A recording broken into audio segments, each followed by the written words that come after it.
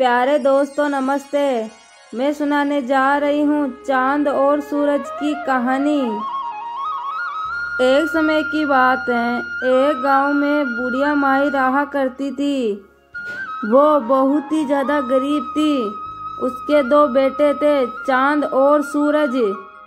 और एक दिन उसी गांव के जमींदार के बेटे की शादी थी और जमींदार ने अपने बेटे की शादी में सभी गरीब और अमीर को खाने पर बुलाया था। और फिर बुढ़िया के दोनों बेटे भी जमींदार के घर खाना खाने की जिद करने लगे। बच्चों के नहीं मानने पर बुढ़िया माई ने उन दोनों बच्चों को भी सुंदर कपड़े पहनाकर तैयार कर दिया और पड़ोसियों के साथ खाने पर भेज दिया। और फिर जमींदार के घर खाना खिलाने बैठे तो बुढ़िया माई का छोटा बेटा चांद ने अपनी माई के लिए खाना छुपाकर घर ले आया। लेकिन सूरज बड़ा बेटा स्वादिष्ट भोजन को देखकर जल्दी जल्दी पेट भरकर खाने लग गया। और इधर बूढ़ी माई दरवाजे पर खड़ी खड़ी अपने बच्चों का वेट कर रही थी। और फिर उतने में ही उनके दोनों बच्चे आ गए। बच्चों के आने पर बुढ़िया माई ने पूछा, तुम दोनों ने क्या क्या खा के आए? तभी उनमें से बड़ा बेटा बोला, माँ खाना इतना स्वादिष्ट था कि मैं आपको बता ही नहीं सकता। तभी बूढ़ी माई बोलती है, तू मेरे लिए भी ले आता ना, मैं भी भोजन का स्वादिष्ट चख लेती। अपनी माँ की बात सुनकर सूरज बेटा बोला, माई मेरे को खाना खाते समय आपकी तो याद ही नहीं आई और मैं कुछ भी लेकर नहीं आया।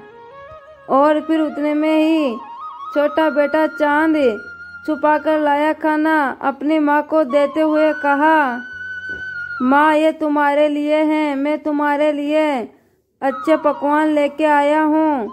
बूढ़ी माँ चिल्लाते हुए बोली, तूने मेरे लिए चोरी की है, तूने खाना चुराया है। चांद बोला, नहीं माँ, मैंने कोई चोरी नहीं की। जो कुछ मेरे को दिया गया उनमें से मैं बचाकर आपके लिए लाया हूँ। फिर छोटे बेटे की बात सुनकर बूढ़ी माई की आंखों में से आंसू बहने लग गए। और बूढ़ी माई चांद को गले लगाकर कहा, तू आज से आसमान में तारों की तरह रात में चमकेगा और तुझे देखकर इस संसार में सभी खुश होंगे और तुझे सभी लोग चंदा मामा भी कहेंगे। इसके बाद बूढ़ी माई ने अपने बड़े बेटे सूरज को श्राप दिया कि तू सूरज बनकर दिन में निकलेगा, तेरी गर्मी की तपी की वजह से सभी लोग तुमसे नफरत करेंगे। और प्यारे दोस्तों, तभी से चांद रात में और सूरज दिन में निकलने लगा। तो प्यारे दोस्तों, यह थी चांद और सूरज की कहानी। आपको कैसी लगी कमेंट बॉक्स में जरूर बताना। धन्यवाद।